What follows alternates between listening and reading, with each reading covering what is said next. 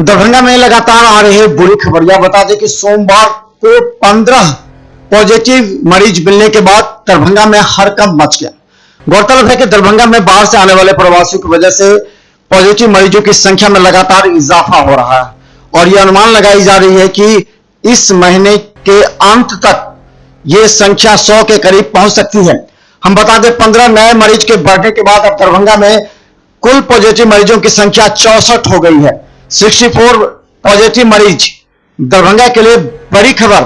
हम बता दें कि सुबह से ही लगातार पॉजिटिव मरीजों की संख्या में इजाफा हो रहा है, जबकि दरभंगा में सुबह में 2 पॉजिटिव मरीज आए थे, इसके बाद शाम में 4 और अभी 9 पॉजिटिव मरीज आए हैं, जिनमें से 8 कुशेश्वर स्थान और 1 सदर के आए हैं।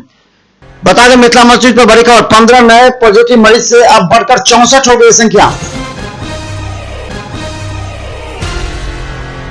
तो दरभंगा में कोरोना पॉजिटिव की संख्या लगातार बढ़ रहे हैं। 64 दरभंगा में पॉजिटिव मरीज हैं और इनको दरभंगा देर रात डीएमसीएच के आइसोलेशन वार्ड में लाया गया।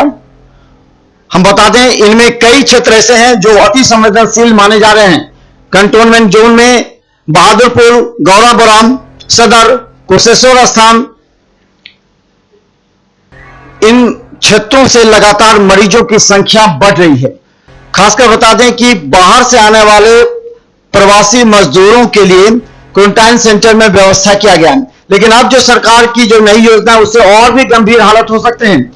बी और सी जोन से आने वालों को होम क्वारंटीन करने की जो सूचना है, इसे लेकर लोगों में घबराहट ज्यादा है। गांव के लोग परेशान हैं।